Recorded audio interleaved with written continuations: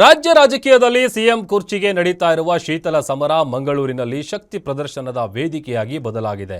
CM ಸ್ಥಾನ ಅಲುಗಾಡುತ್ತಿರುವ ಸಂದರ್ಭದಲ್ಲೇ Siddu AICC ಪ್ರಧಾನ ಕಾರ್ಯದರ್ಶಿ ಕೆಸಿ ವೇಣುಗೋಪಾಲ್ ಭೇಟಿಯಾಗಿದ್ದಾರೆ.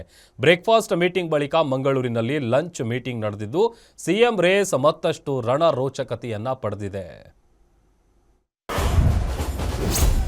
ಕರಾವಳಿಯಲ್ಲಿ ಕೆಸಿವಿ ಎದುರು ಸಿಎಂ ಕುರ್ಚಿ ಟಾಕ್.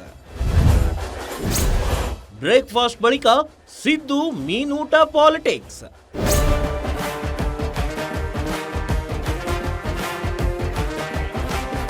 ಕಾಂಗ್ರೆಸ್ನಲ್ಲಿ ಕುರ್ಚಿ ಫೈಟ್ ಜೋರಾಗ್ತಿದೆ. ಇಂದು ಕ್ಲೈಮ್ಯಾಕ್ಸ್ ಸಿಗುತ್ತೆ, ನಾಳೆ ಸಿಗುತ್ತೆ ಅಂತ ಹೇಳ್ತಿರೋ ಮಧ್ಯೆ ರಾಜಕೀಯ ಜೋರಾಗ್ತಿದೆ. ನಿನ್ನೆ ಡಿಕೆಶಿ ಮನೆಯಲ್ಲಿ ಸಿಎಂ ಬ್ರೇಕ್ಫಾಸ್ಟ್ ಆಗ್ತಿದ್ದಂತೆ ಇಂದು ಅದೇ ಪಾಲಿಟಿಕ್ಸ್ ಕರಾವಳಿಗೆ ಶಿಫ್ಟ್ ಆಗಿತ್ತು. ಇಡ್ಲಿ, ವಡೆ, ನಾಟಿ ಕೋಳಿ ಸಾರು ತಿಂದು ರಾಜಕೀಯ ಮಾಡಿದ ಬಳಿಕ ಈಗ ಮೀನೂಟದಲ್ಲಿ ಮತ್ತಷ್ಟು ಚರ್ಚೆ ನಡೆದಿದೆ.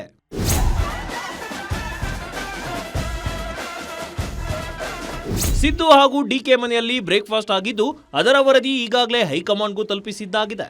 ಇದರ ನಡುವೆ ಇಂದು ಮಂಗಳೂರಿನಲ್ಲಿ ಕೆಸಿ ವೇಣುಗೋಪಾಲ್ ಜೊತೆ ಸಿಎಂ ಸಿದ್ದರಾಮಯ್ಯ ವೇದಿಕೆ ಹಂಚಿಕೊಂಡಿದ್ರು.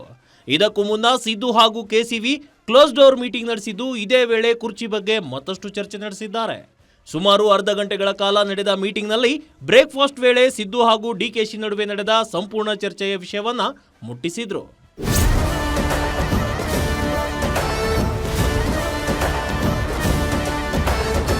ಇದರ ನಡುವೆ ಸಿಎಂ ಕ್ಲೋಸ್ ಡೋರ್ ಮೀಟಿಂಗ್ ನಲ್ಲಿ ವೇಣುಗೋಪಾಲ್ಗೆ ಹೇಳಿದ್ದೇನು ಅನ್ನೋದಂತ ನೋಡೋದಾದ್ರೆ, ಬ್ರೇಕ್ಫಾಸ್ಟ್ ಮೀಟಿಂಗ್ ವೇಳೆ ಡಿಕೆ ಶಿವಕುಮಾರ್ ಜೊತೆ ಮಾತನಾಡಿದ್ದೇನೆ. ರಾಜ್ಯದ ಬೆಳವಣಿಗೆಗಳ ಬಗ್ಗೆ ಹೈಕಮಾಂಡ್ ಏನ್ ಹೇಳ್ತಿದೆ, ಹೈಕಮಾಂಡ್ ಏನೇ ನಿರ್ಧಾರ ಕೈಗೊಂಡರೂ ಅದಕ್ಕೆ ಬದ್ಧ. ಆದರೆ ಮುಂದೆ ಚುನಾವಣೆಗಳಿವೆ, ನೋಡಿ ನಿರ್ಧಾರ ತೆಗೆದುಕೊಳ್ಳಿ. ಆತುರವಾಗಿ ನಿರ್ಧಾರ ಕೈಗೊಂಡ್ರೆ ರಾಜ್ಯದಲ್ಲಿ ಎಫೆಕ್ಟ್ ಆಗುತ್ತೆ. ಮುಂದಿನ ಪರಿಣಾಮಗಳನ್ನ ಗಮನದಲ್ಲಿಟ್ಟುಕೊಂಡು ನಿರ್ಧಾರ ತೆಗೆದುಕೊಳ್ಳಿ.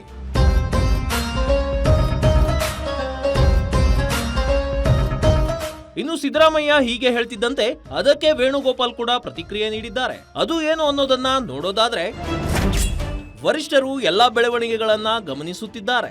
ನೀವು ಡಿಕೆ ಶಿವಕುಮಾರ್ ಒಗ್ಗಟ್ಟಾಗಿ ಕೆಲಸ ಮಾಡಿ. ನಿಮ್ಮಲ್ಲೇ ಭಿನ್ನ ಅಭಿಪ್ರಾಯ ಇದ್ದರೆ ವಿಪಕ್ಷಗಳಿಗೆ ಆಹಾರ ಕೊಟ್ಟಂತೆ. ಅದ್ಯಾವುದಕ್ಕೂ ನೀವು ಡಿಕೆ ಶಿವಕುಮಾರ್ ಅವಕಾಶ ಕೊಡಬೇಡಿ.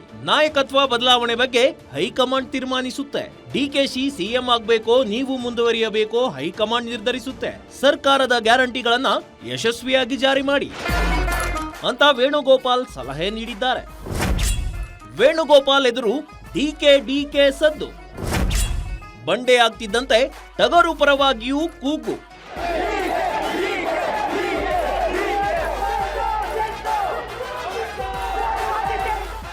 ಇನ್ನು ವೇಣುಗೋಪಾಲ್ ಮಂಗಳೂರಿಗೆ ಬರ್ತಿದ್ದಂತೆ ಸಿದ್ದು ಹಾಗೂ ಡಿಕೆ ಬೆಂಬಲಿಗರ ಘೋಷಣೆ ಜೋರಾಗಿತ್ತು. ಶಿವಕುಮಾರ್ ಬೆಂಬಲಿಗರು ಡಿಕೆ ಅಂತ ಕೂಗಿದ್ರೆ, ಸಿದ್ದರಾಮಯ್ಯ ಬೆಂಬಲಿಗರು ಕೂಡ ಸಿದ್ದು ಪರ ಘೋಷಣೆ ಕೂಗಿದ್ರು. ಮಿಥುನ್ ರೈ ನೇತೃತ್ವದಲ್ಲಿ ಕಾರ್ಯಕರ್ತರ ಟೀಮ್ ಮುಂದಿನ ಸಿಎಂ ಡಿಕೆಶಿ ಅಂತ ಜೈಕಾರ ಹಾಕಿತ್ತು. ಬಳಿಕ ಎಂಎಲ್ಸಿ ಐವಾನ್ ಡಿಸೋಜಾ ನೇತೃತ್ವದ ತಂಡ ಸಿದ್ದರಾಮಯ್ಯ ಪರವಾದ ಘೋಷಣೆ ಮೊಳಗಿಸಿದ್ರು.